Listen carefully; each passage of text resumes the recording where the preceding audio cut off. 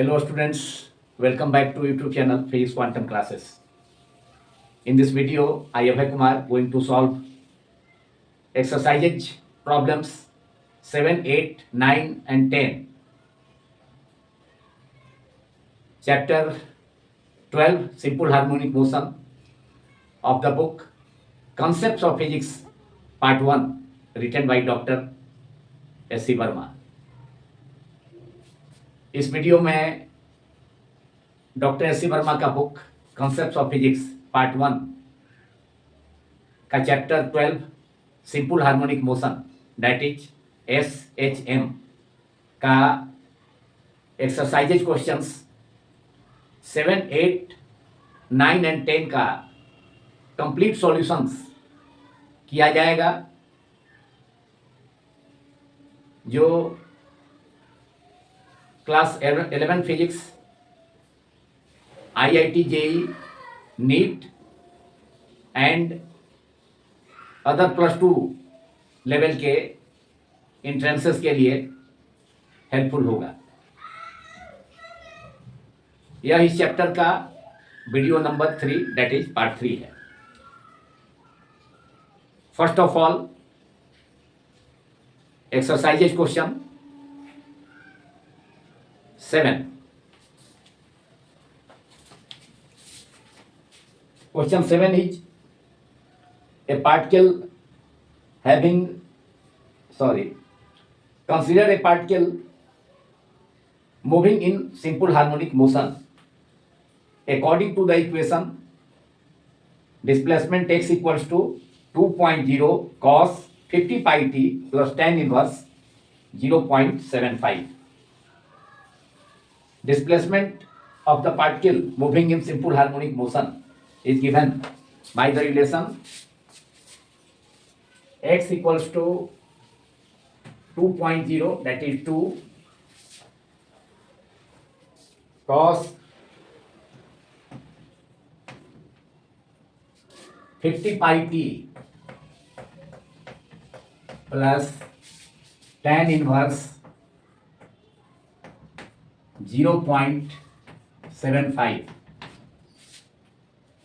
Say it is equation number 1 which is given in this question or problem 7.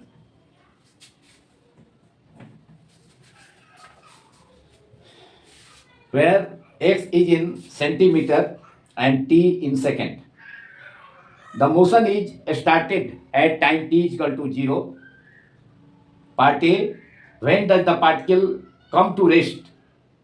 When does the particle come to rest for the first time?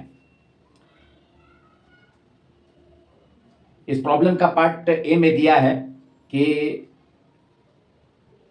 Particle कितने समय के बाद rest में आएगा जो कि simple harmonic motion करता है.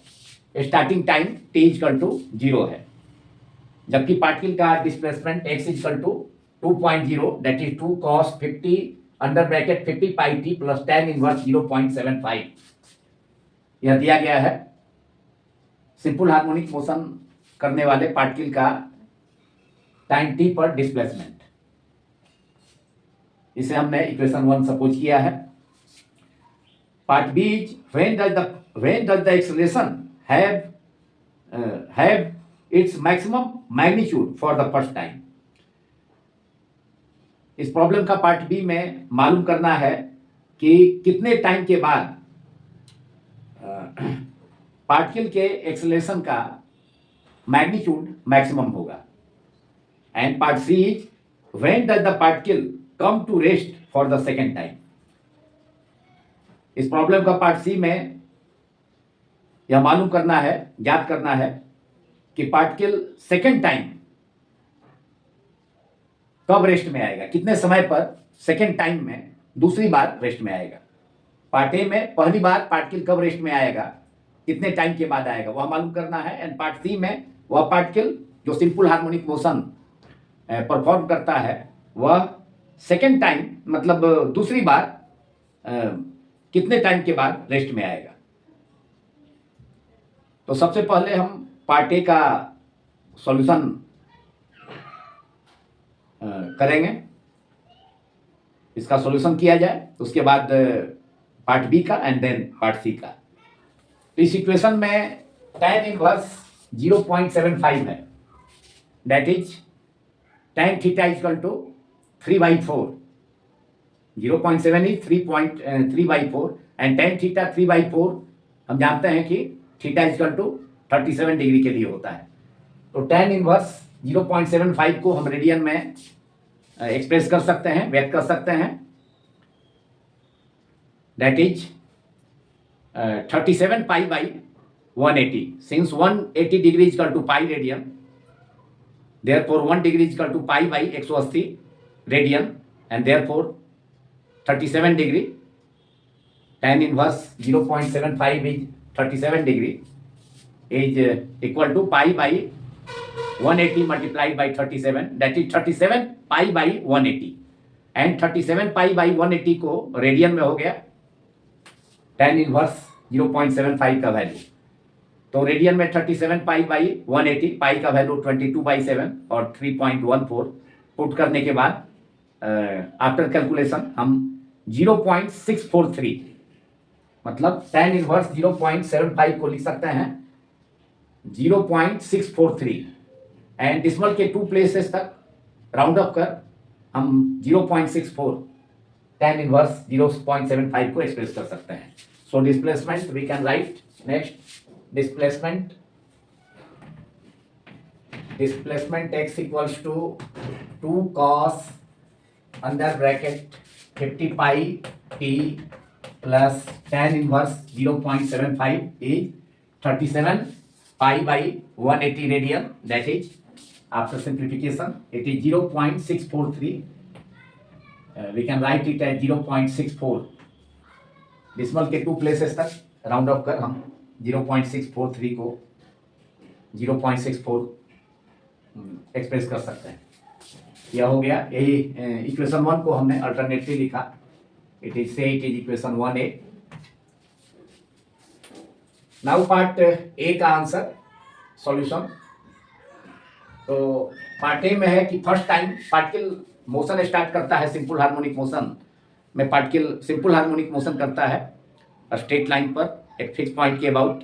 तो स्टार्टिंग पॉइंट टाइम है t इक्वल टू 0। तो t equal to 0 starting time है, तो फर्स्ट टाइम पहली बार वह पार्टिकल कब रेस्ट में आएगा, तो कब रेस्ट में आएगा मतलब वेलोसिटी 0 होगा, तो हमें वेलोसिटी ऑब्टेन करना होगा। तो इस इक्वेशन को हम डिफरेंशिएट कर लें, इक्वेशन 1 को differentiating equation 1A with respect to time t। तो velocity v equal to dx upon dt। तो dx अपॉन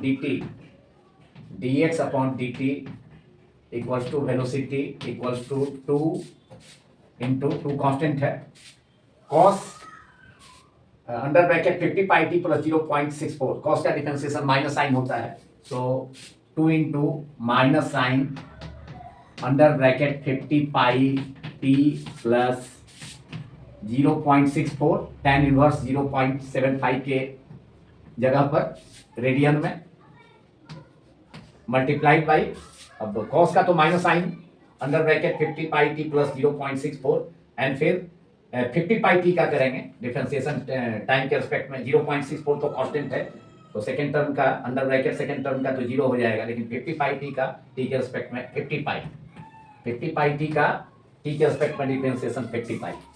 तो 50 इंटू 2 आगे में 2 है, तो डेट इज 100 पाई, माइनस भी बाहर कर लिया जाए तो that is minus 100 pi multiplied by sine under bracket 50 pi t plus 0.64 and it is velocity of the particle. यह पार्टिकल का वेलोसिटी होगा।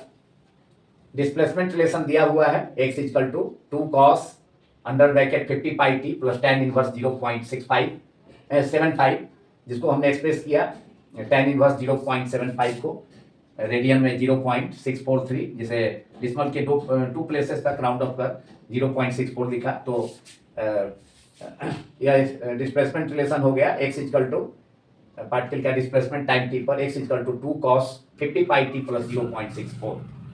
अब इसे टाइम के रिस्पेक्ट में डिफरेंशिएट किया गया, डिफरेंशिएटिंग इक्वेशन 1 है with respect to time, so dx by dt, और dx by dt वेलोसिटी है इक्वल टू 2 कांस्टेंट है, तो 2 multiplied by cos 50 pi t plus 0.64 का differentiation minus sine under bracket 50 pi t plus 0.64, and अब bracketed जो term है 50 pi t plus 0.64 का differentiation time के रिस्पेक्ट में किया गया, तो फर्स्ट टर्म में 50 pi t है, तो 50 pi t का डिफरेंशिएशन t के रिस्पेक्ट में तो 50 pi होगा, एंड सेकेंड टर्म 0.64, तो वह कांस्टेंट है तो उसका डिफरेंशिएशन 0 होगा, तो इसलिए 50 पाई, तो मल्टीप्लाइड बाई 50 पाई ही रहा। अब 50 pi into 2 that is 100 pi, and minus आया है कॉस का डिफरेंशिएशन माइनस साइन, तो minus 15 pi into 2 that is 100 pi multiplied by sine under bracket 50 pi T plus 0.64। This is velocity of the particle, magnitude of velocity, suppose it is equation number 2। अब problem का part ए में है, part A का solution किया जा रहा है कि पार्टिकल फर्स्ट टाइम माने पहली बार कब रेस्ट में आएगा, तो इसमें जो इक्वेशन 2 में वेलोसिटी का जो एक्सप्रेशन है इसमें साइन है, तो साइन का वैल्यू मतलब वेलोसिटी 0 होगा, मतलब वेलोसिटी पार्टिकल रेस्ट में आएगा तो वेलोसिटी क्या होगा 0 होगा, तो v equal to according to the problem v equal to first time 0 होगा, पार्टिकल रेस्ट में आएगा फर्स्ट टाइम तो वेलोसिटी 0 होगा, तो 0 equal to minus 100 pi multiplied by sine under bracket 50 pi t plus 0.64। अब फर्स्ट टाइम वेलोसिटी कब 0 होगा, जबकि स्टार्टिंग टाइम है t इक्वल टू 0, तो t इक्वल टू 0 पर तो 0 लेना, साइन 0 इक्वल टू 0 होता है, लेकिन वह तो लेना, उससे हम t इक्वल टू 0 तो हम कंसीडर नहीं कर सकते हैं, 0 लेंगे तो ऐसे भी टाइम का वैल्यू निगेटिव आ जाएगा, under sine 50 under bracket 50 pi t plus 0.64 equal to 0 लेने पर, तो इसलिए t इक्वल टू 0 से स्टार्टिंग है, तो उसके बाद जो है साइन का फंक्शन 0 कब होगा, जब sine pi equal to 0, sine 2 pi equal to 0, therefore 0 के जगह LHS में साइन पाई कंसीडर करना होगा, सो इधर minus 100 pi can not be equal to 0, so we can write, therefore we can write sine under bracket 50 pi t plus 0.64 बराबर 0 is equal to 0, because minus 100 pi can not be equal to 0। तो first time particle का velocity 0 होगा, मतलब particle rest में आएगा तो velocity 0 होगा, लेकिन फर्स्ट टाइम में कौन सा एंगल, मतलब साइन का कौन सा एंगल लेना होगा, तो साइन पाई, क्योंकि 0 पर साइन 0 इक्वल टू 0 होता है, लेकिन t बराबर 0 स्टार्टिंग ये है, तो वह टाइम तो हम ले नहीं सकते, मतलब वह एंगल तो ले नहीं सकते हैं साइन 0 डिग्री, इसलिए नेक्स्ट में कब 0 होगा, साइन फंक्शन, साइन का वैल्यू साइन पाई 0 होगा, साइन पाई बाई 2 1 होता है, तो मैक्सिमम वैल्यू तो साइन पाई होगा, तो इसलिए RHS में अब 0 की जगह क्या लेना होगा, साइन पाई, तो sine 50 pi t plus 0.64 equal to 0, तो फर्स्ट टाइम में पहली बार पार्टिकल 0 मतलब रेस्ट में आएगा, कब आएगा, t बराबर 0 से मोशन स्टार्ट करते हुए, जब एंगल कितना है 180 degree, that is pi radian, तो साइन पाई रेडियन में ही हमने एक्सप्रेस किया, क्योंकि LHS में भी रेडियन में हमने एक्सप्रेस किया है, तो sine under bracket 50 pi t plus 0.64 equal to 0, and first time particle rest में आना है, तो फर्स्ट टाइम के लिए साइन फर्स्ट टाइम के लिए theta equal to 180 degree, that is 180 degree pi radian, तो साइन पाई, उसके बाद फिर कब रेस्ट में आएगा, 2 पाई पर आएगा, 2 पाई रेडियन पर, मतलब 360 पर डिग्री पर, तो sine 50 under bracket 50 pi t plus 0.64 equal to 0, that is first time rest में आने के लिए sine 180 degree, that is pi radian में साइन पाई, देयरफॉर दोनों तरफ साइन कैंसिल हो गया, therefore 50 pi t under bracket का जो टर्म है साइन वाला plus 0.64 equals to, right hand side में केवल पाई बचेगा, और we can write 50 pi t equals to pi minus 0.64, pi equal to 3.14, value put करेंगे, माइनस 0.64, LHS में है 0.64, तो RHS में ले जाने पर taking 0.64 into RHS we can write pi is in RHS, so pi minus 0.64, and LHS in LHS we will left with 50 pi t is equal to pi minus 0.64, putting pi is equal to 3.14 minus 0.64, so that is in the next step we can write 50 pi t, अगले state में 50 pi t equal to 3.14 minus 0.64 that is 2.50.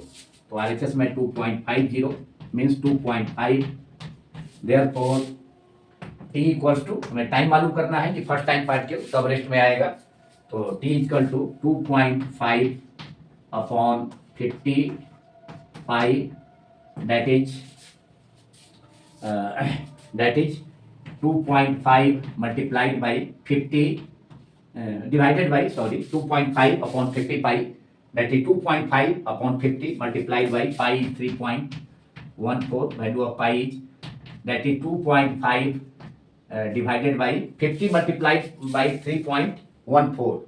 तो 3.14 में 50 से multiply कर दिया जाए तो ये हो जाएगा, ये आएगा 157. 2.5 अपॉन 1 डिनोमिनेटर में 157. 50 इंटू 3.14 इज 157. एंड अब 2.5 में 2.5 upon 157 that is we can write 25 upon 1570. Now dividing 25 by 1570 we can obtain 0.016 second, that is 1.6 into 10 to the power minus 2 second. This is the time when the particle comes to rest first time. सबसे पहली बार कब rest में आएगा? 1.6 माने 1.6 into 10 to power minus 2 second के बाद, that is 0.016 second के बाद. तो इसका आंसर हो गया 25 by 1.1570 is 0.016 second, that is 1.6 into 10 to the power minus 2 second answer. तो टी का वैल्यू आ गया इतना 1.6 into 10 to the power minus 2 second और 0.016 सेकेंड. जब पार्टिकल पार्ट ए का सॉल्यूशन, जब मैं पार्टिकल इस प्रॉब्लम का पार्ट ए का जो सॉल्यूशन हुआ इसमें पूछा गया था when does the particle come to rest for the first time.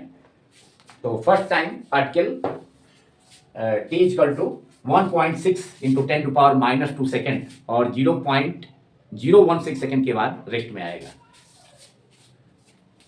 अब नेक्स्ट पार्ट में, मतलब पार्ट बी में यह पूछा गया है कि अब इसे मैं इरेज करता हूं पार्ट ए का जो हमने सॉल्यूशन किया उसके अपर पार्ट को. तो पार्ट बी में यह पूछा गया है कि पार्टिकल का एक्सेलरेशन का मैग्नीट्यूड कितने टाइम के बाद मैक्सिमम होगा. तो सिंपल हार्मोनिक मोशन में इसका तो आंसर हम लॉजिकली दे सकते हैं और वेलोसिटी को डिफरेंशिएट कर एक्सेलरेशन भी मालूम करके भी दे सकते हैं. तो जब पार्टिकल रेस्ट में कब आता है सिंपल हार्मोनिक मोशन में? एक्सट्रीम पोजीशंस पर. एक्सट्रीम पोजीशंस पर माने फिक्स पॉइंट से मैक्सिमम डिस्प्लेसमेंट पर, दैट इज एम्पलीट्यूड के बराबर डिस्टेंस होने पर पार्टिकल रेस्ट में आता है. तो पार्टिकल रेस्ट में आने पर उसका वेलोसिटी जीरो होगा. एंड मैक्सिमम डिस्प्लेसमेंट पर, मतलब टू एक्सट्रीम्स पर, सिंपल हार्मोनिक मोशन में स्ट्रेट लाइन के मिड पॉइंट और फिक्स पॉइंट के आइदर साइड्स टू एक्सट्रीम्स पर, मतलब मैक्सिमम डिस्प्लेसमेंट एम्पलीट्यूड पर एक्सेलरेशन मैक्सिमम होता है. तो इसका मतलब है कि पार्टिकल जब 1.6 into 10 to the power minus 2 second और 0.01 सेकेंड के बाद रेस्ट में आएगा तो वहाँ एक्सेलरेशन मैक्सिमम हो जाएगा. तो पार्ट बी का तो आंसर लॉजिकली हो गया कि acceleration magnitude of acceleration maximum होगा at time 1.6 into 10 to the power minus 2 second. जहाँ फर्स्ट टाइम पार्टिकल रेस्ट में आया है तो वेलोसिटी तो जीरो हो गया, लेकिन सिंपल हार्मोनिक मोशन में जहाँ वेलोसिटी टू एक्सट्रीम्स पर जीरो होता है, मतलब मैक्सिमम डिस्प्लेसमेंट पर एम्पलीट्यूड पर, वहाँ पर एक्सेलरेशन मैक्सिमम होता है. तो बी का आंसर हो गया एट मतलब magnitude of right down magnitude of acceleration of the particle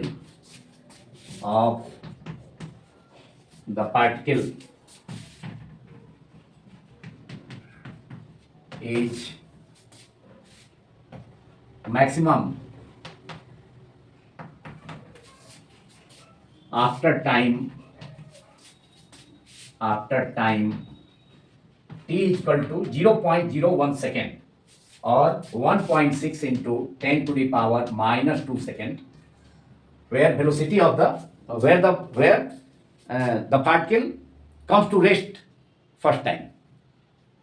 यहाँ पार्टिकल फर्स्ट टाइम रेस्ट में आएगा, मतलब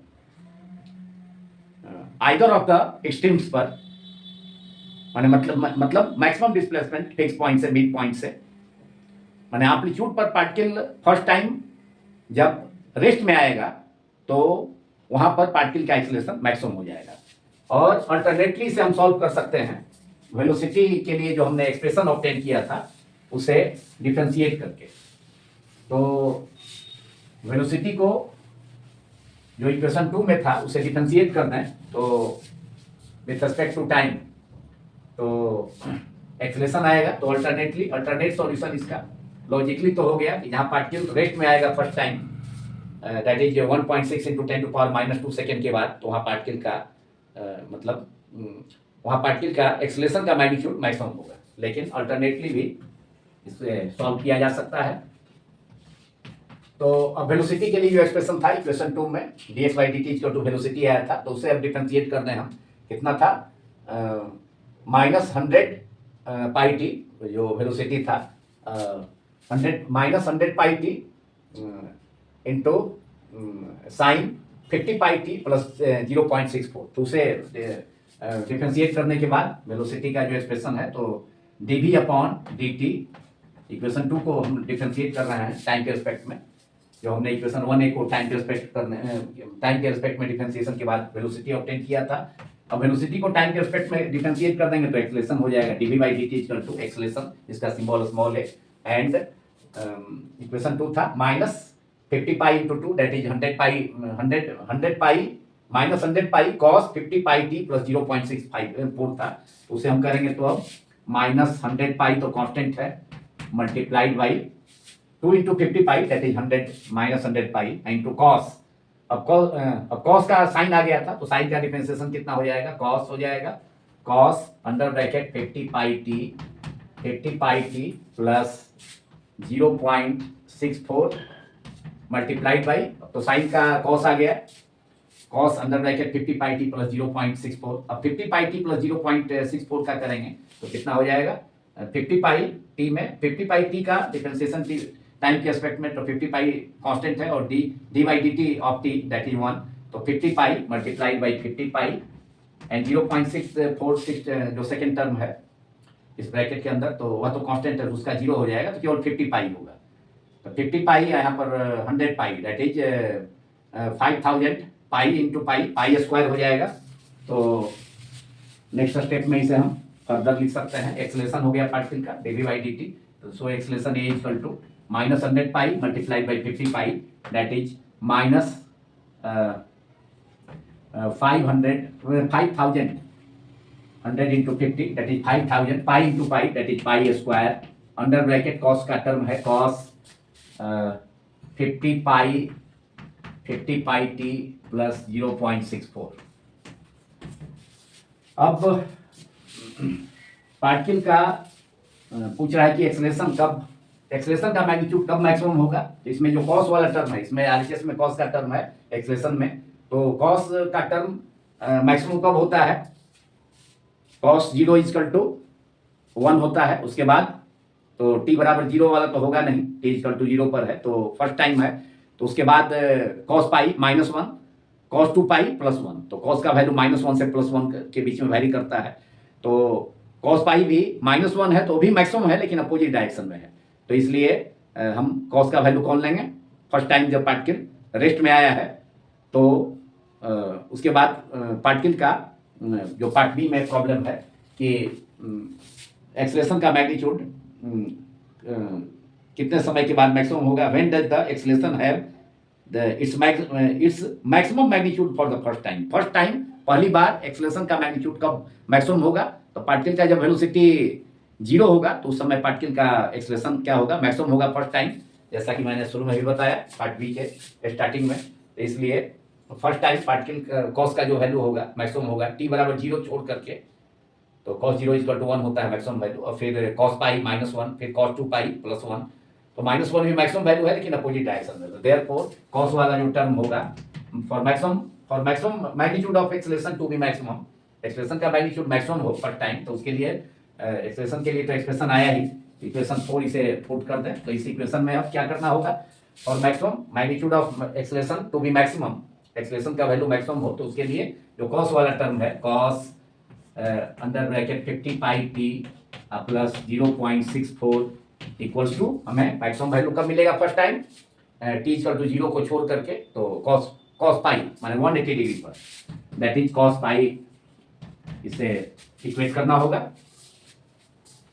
एंड दोनों साइड में cos है, तो cos ये कैंसिल होकर के we can write 50 pi T plus 0.64 equals to pi, और सेम रिजल्ट आएगा, और जो पार्ट ए का जो जब वेलोसिटी फर्स्ट टाइम मैक्स 0 हुआ था वही आंसर इसका आएगा, और 50 पाई टी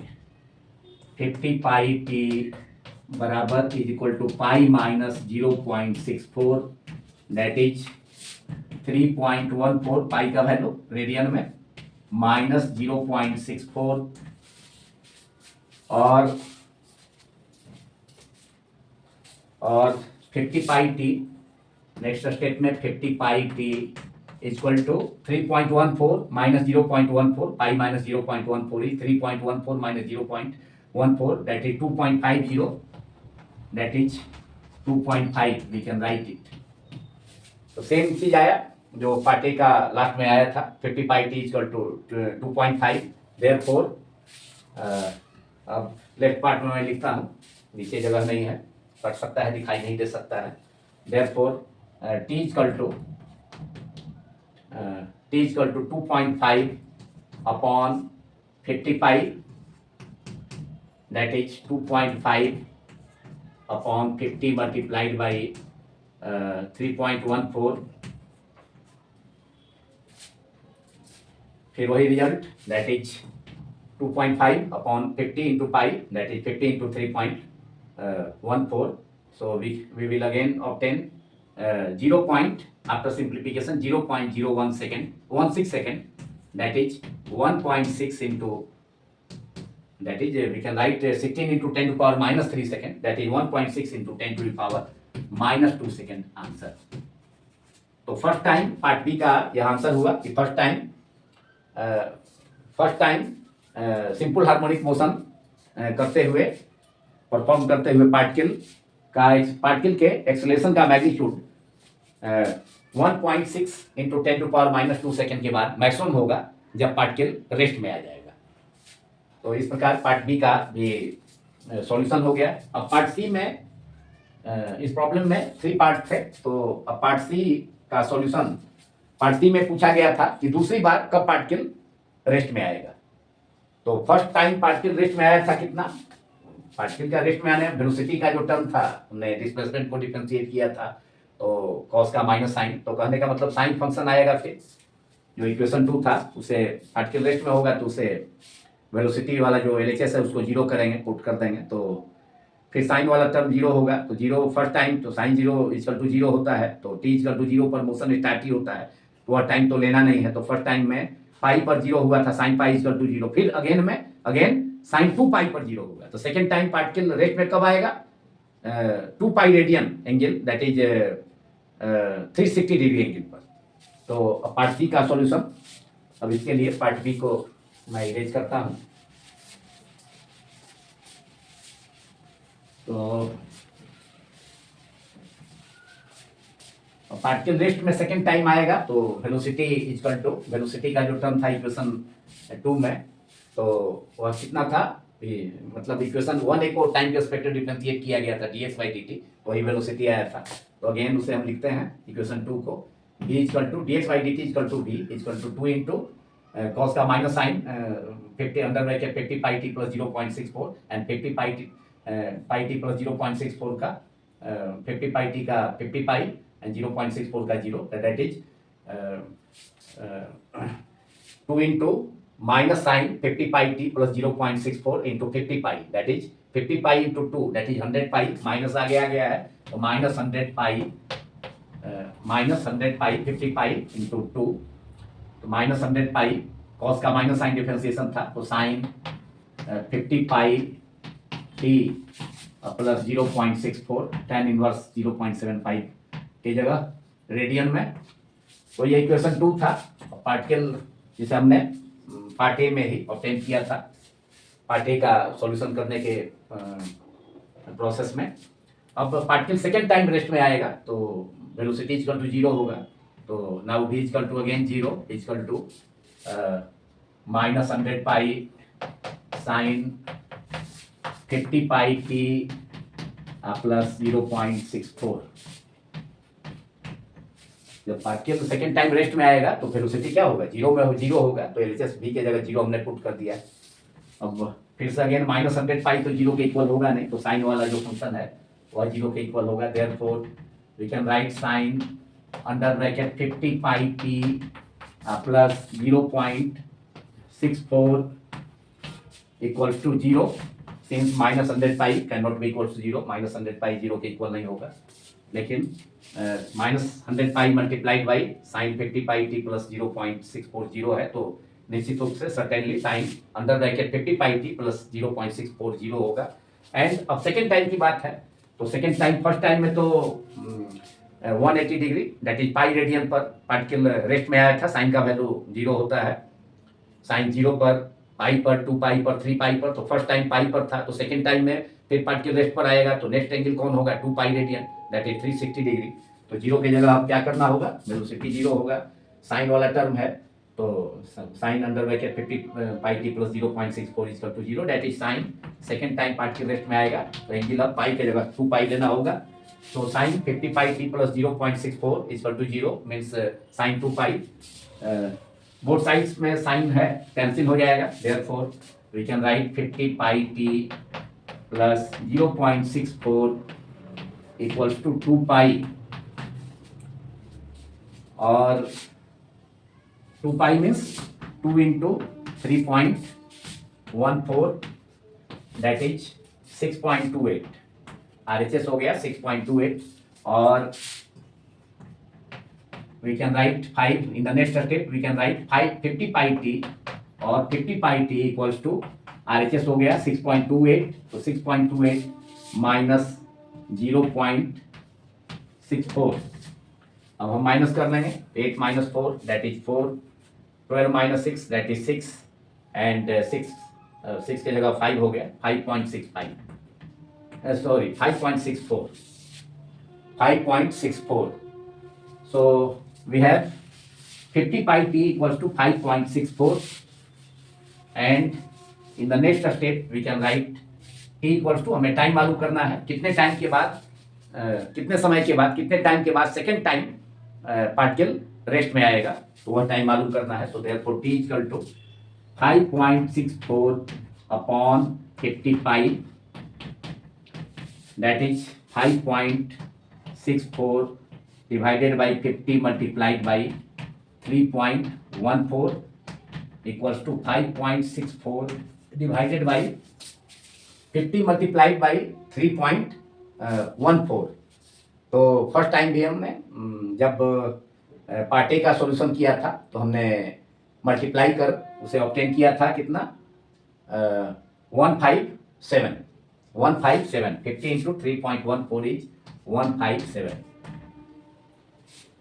तो 5.64 divided by 1.57 is we can write it as 564 divided by 157 multiplied by 10 to the power 5.64 है तो 10 to the power minus 2, and 5.64 divided by 157 is 3.6, it is 3.6 multiplied by 10 to the power minus 2 second, answer is equal to 3.6 into 10 to the power minus 2 second. This is the time in which the particle will come to rest second time. तो part C का भी solution हो गया, जिसमें पूछा गया था कि when does the particle come to rest for the second time. तो सेकेंड टाइम में दूसरी बार पार्टिकल कब रेस्ट में आएगा, तो उसका आंसर होगा time t equal to 3.6 into 10⁻⁻2 second. तो इस प्रकार problem number 7 that is exercises question और problem 7 book concept of physics part 1 book 1 का चैप्टर 12 का एक्सरसाइजेज प्रॉब्लम 7 का 7 के 3 पार्ट्स का हमने सॉल्यूशंस कर लिया।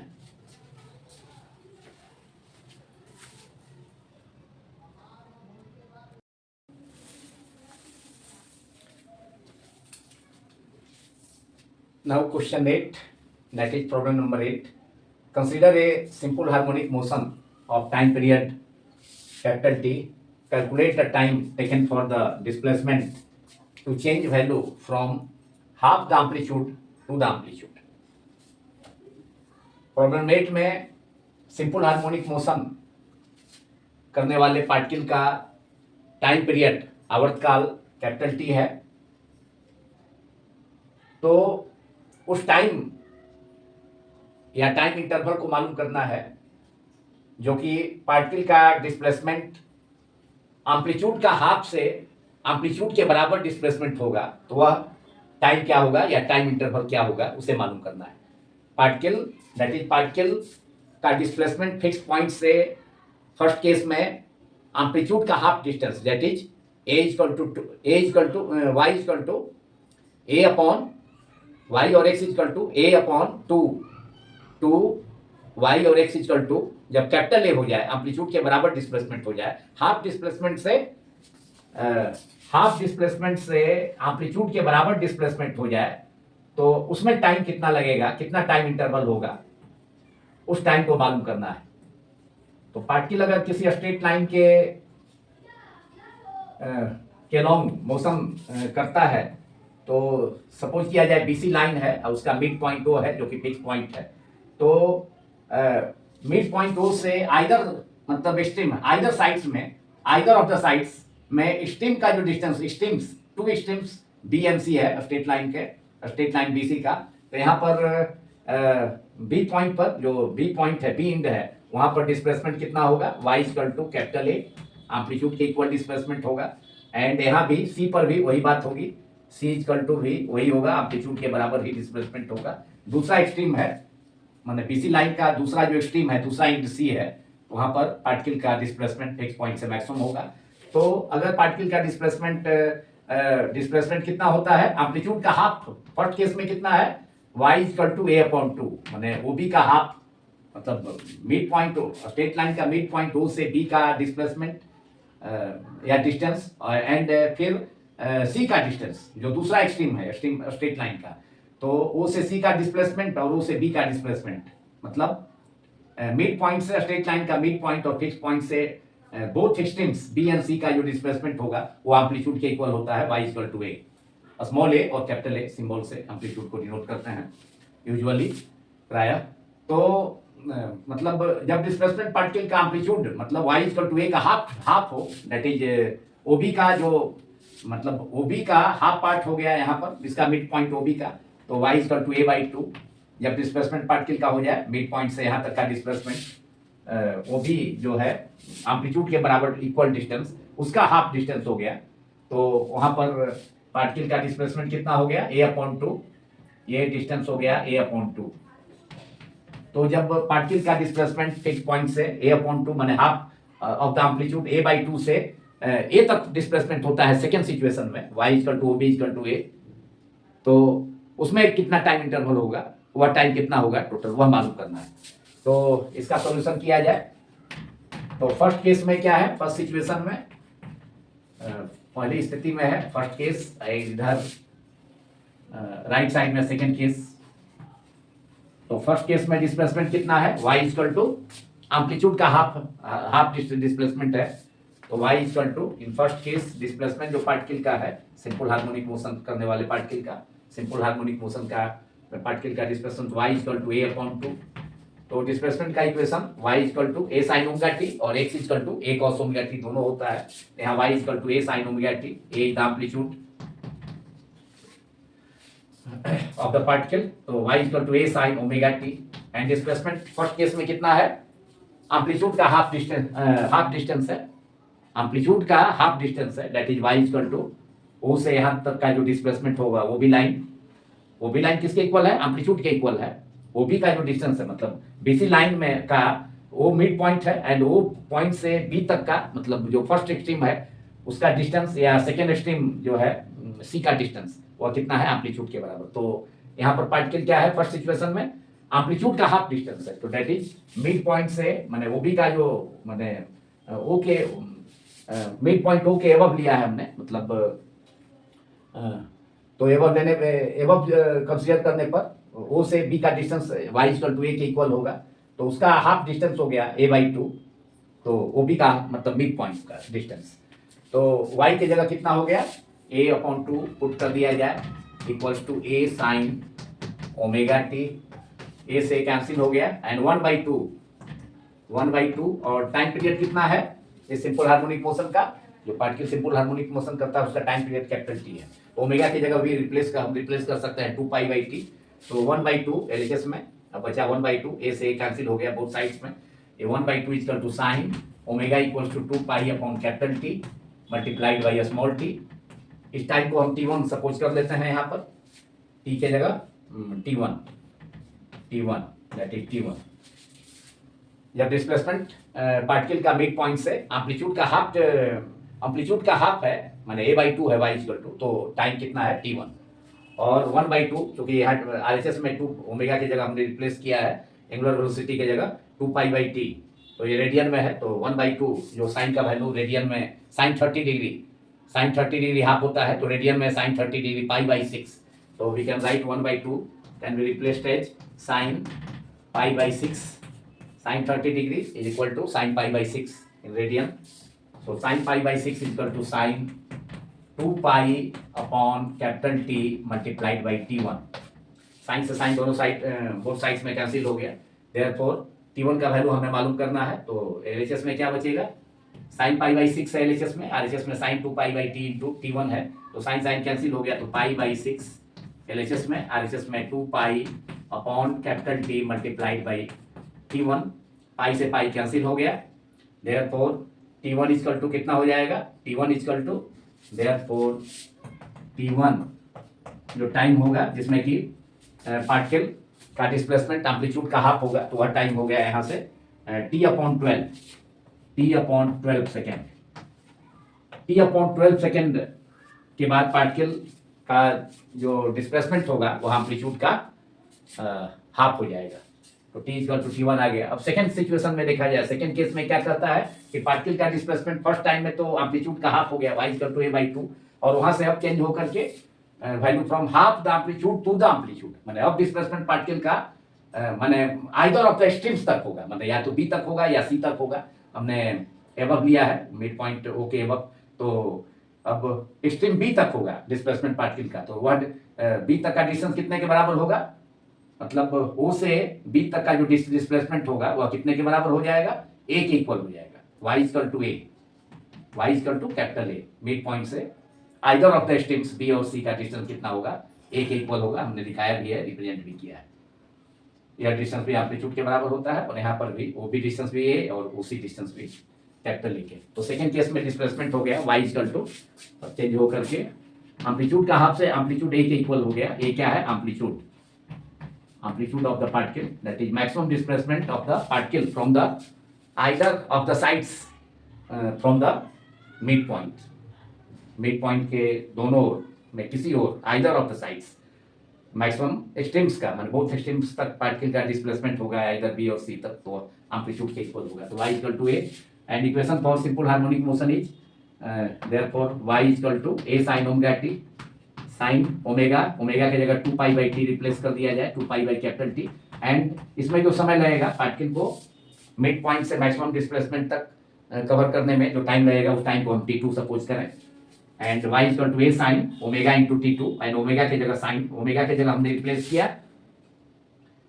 ओमेगा की जगह कितना रिप्लेस किया, ओमेगा की जगह हमने रिप्लेस किया 2π/T जो कि गिवन है प्रॉब्लम में दिया गया है सिंपल हार्मोनिक मोशन का क्या है time period, and y equal to अब कितना हो गया, सेकेंड केस में वाई इक्वल टू ए है तो वाई के जगह रिप्लेस कर दें capital A equals to capital A sine 2 pi upon capital T multiplied by T2।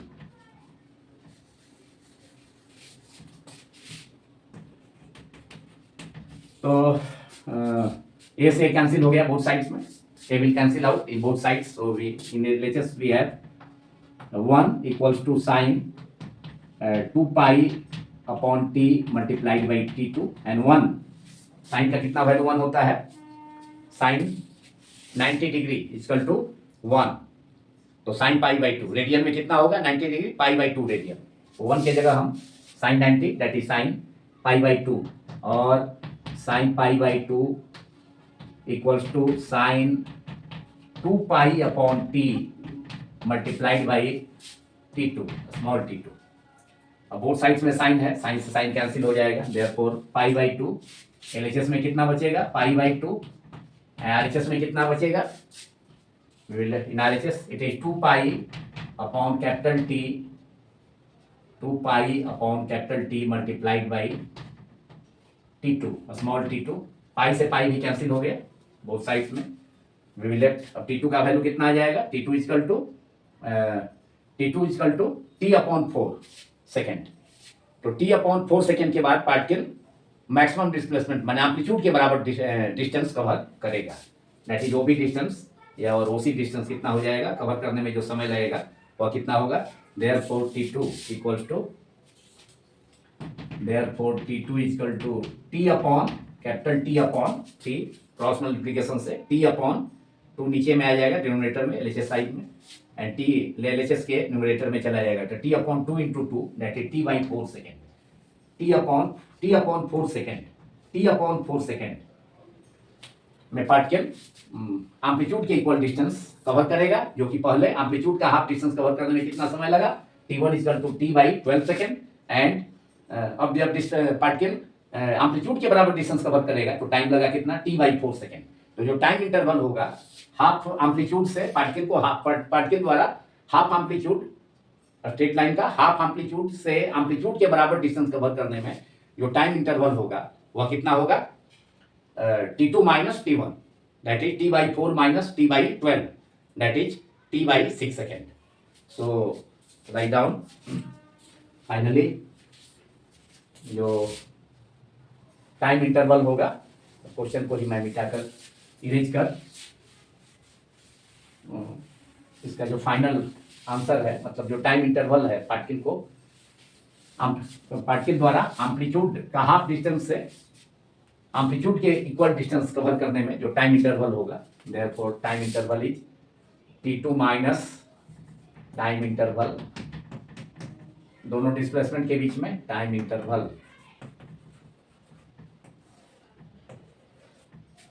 Is equal to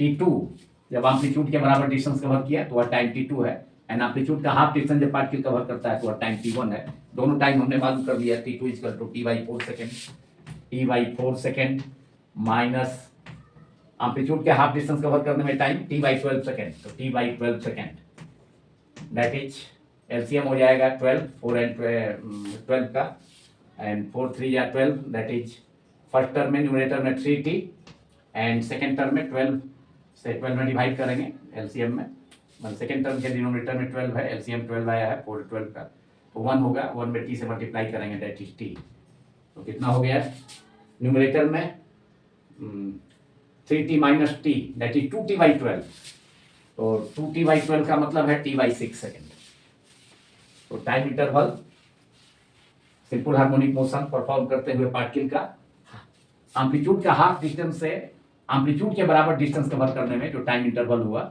वह कितना हो गया, delta T that is T2 minus T1 equals to 2T upon 3T minus T that is 2T upon 12 that is T upon 6 second answer. तो question number 8 का भी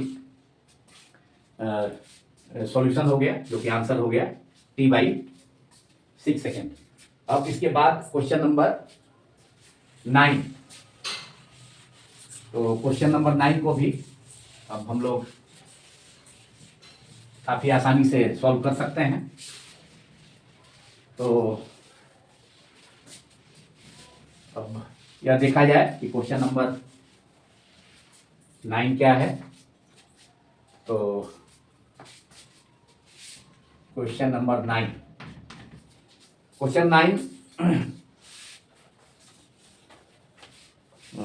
is the pendulum of a clock is replaced by a spring mass system with the spring having a spring constant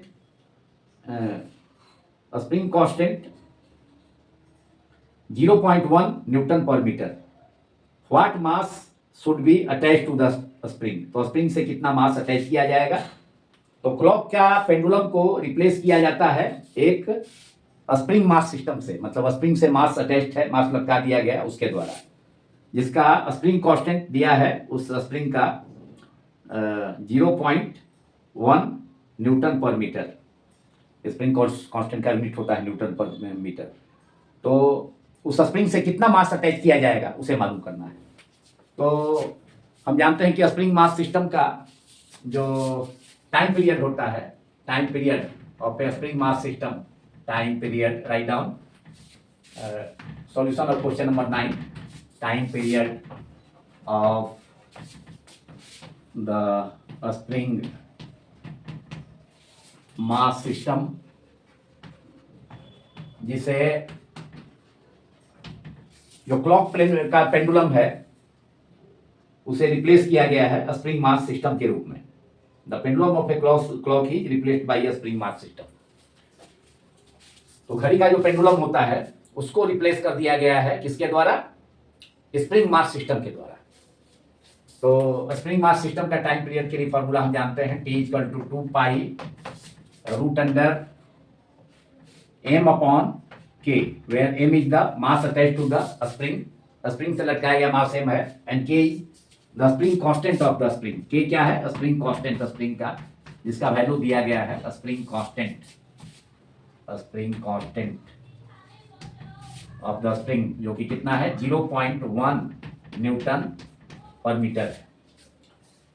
तो clock का जो pendulum है, clock का जो pendulum है, क्लॉक पेंडुलम, उसे रिप्लेस कर दिया गया है स्प्रिंग मास सिस्टम से। एंड स्प्रिंग मास सिस्टम का जो टाइम पीरियड है का expression 2 pi root under m upon k हम जानते हैं। तो अब क्लॉक का जो टाइम पीरियड होता है वह कितना होता है? 2 सेकेंड होता है। 2 सेकेंड होता है। तो t के जगह हम कितना रिप्लेस करना है? 2 सेकेंड। k का वैल्यू दिया हुआ है 0.1 न्यूटन पर मीटर, क्योंकि क्लॉक के पेंडुलम को ही स्प्रिंग मास सिस्टम, क्लॉक का पेंडुलम को ही स्प्रिंग मास सिस्टम के रूप में कन्वर्ट कर दिया गया है। स्प्रिंग से एक मास लटका दिया गया है जिसका मास m है। तो उस मास का वैल्यू मालूम करना है इस प्रॉब्लम में। उसी मास का वैल्यू जो स्प्रिंग से लटकाया गया है, what mass should be attach to the spring, spring से कितना मास अटैच किया जाएगा। एंड वास्तव में यह क्या था? क्लॉक पेंडुलम था, घड़ी का पेंडुलम था जिसको स्प्रिंग मास सिस्टम के रूप में कन्वर्ट कर दिया गया है। तो क्लॉक का जो पेंडुलम होता है उसका टाइम पीरियड कितना होता है? T = 2 सेकेंड और T = 2 सेकेंड कर दें। क्लॉक पेंडुलम का time period = 2 pi root under small m upon k। 2 से 2 कैंसिल हो गया और LHS में 1 = pi root under small m upon k। k का वैल्यू मालूम है, पाई का वैल्यू हम जानते हैं 22/7, 22/7 और 3.14। 1 = pi into root under m upon k।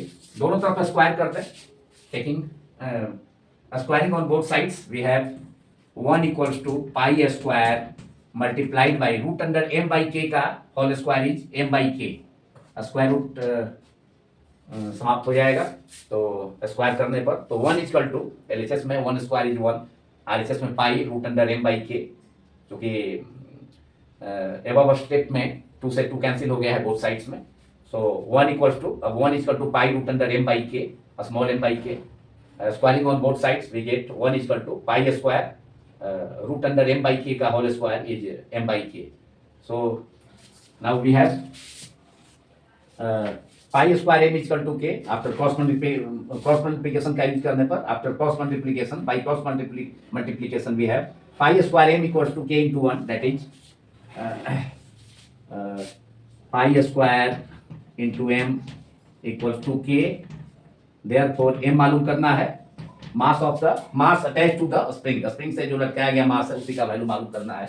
M equal to के अपॉन पाई स्क्वायर, के का वैल्यू स्प्रिंग कांस्टेंट का वैल्यू मैंने प्रॉब्लम में दिया है 0.1 न्यूटन पर मीटर, तो उस वैल्यू को रख दिया जाए, पुट कर दिया जाए 0.1 अपॉन पाई स्क्वायर का वैल्यू, पाई का वैल्यू 3.14 एंड पाई स्क्वायर है तो 3.14 का स्क्वायर, 3.14 का स्क्वायर एंड 3.14 का स्क्वायर कितना होता है नियरली 9.86, तो 0.1 upon 9.86, 0.1 upon 9.86।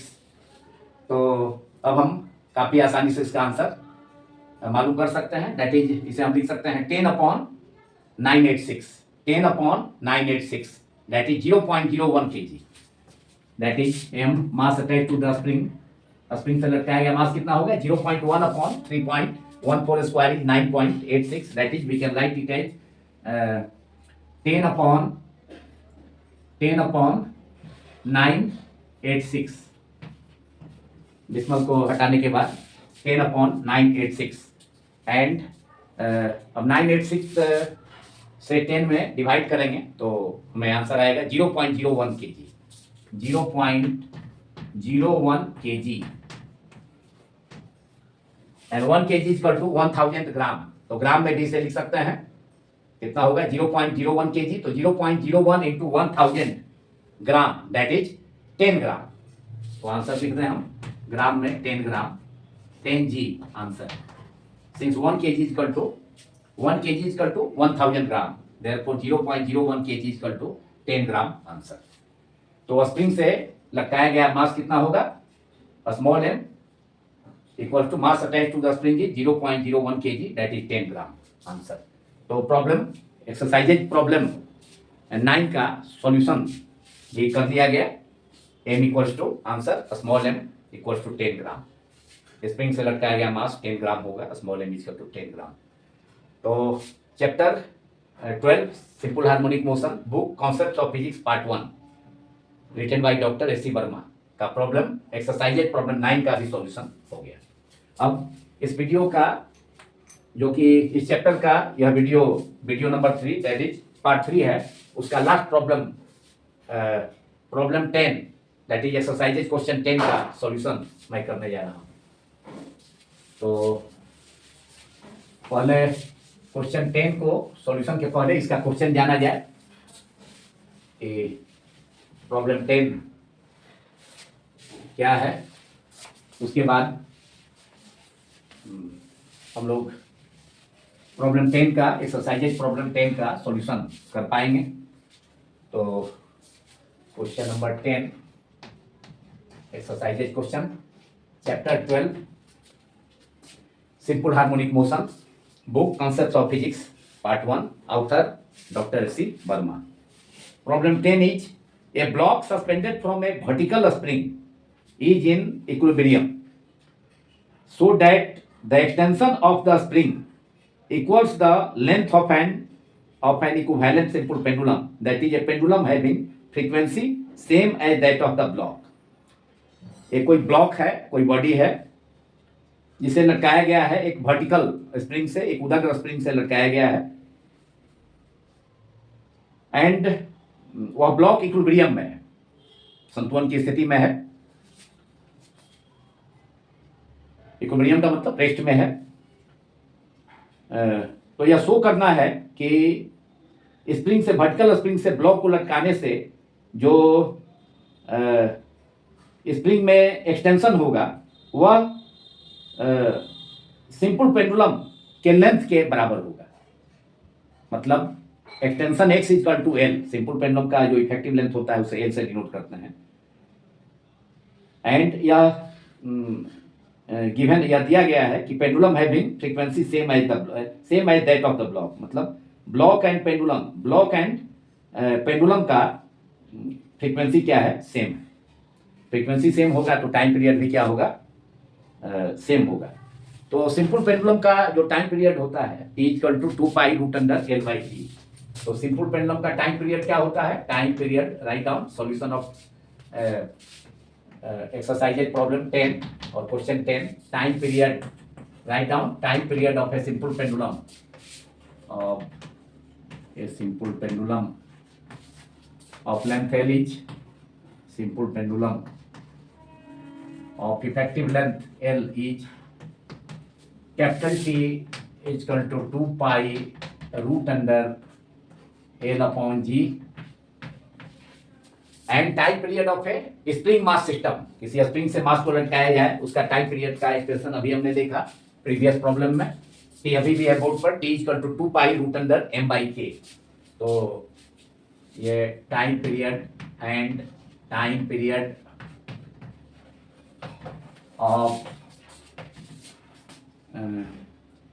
Of spring mass of a spring mass system is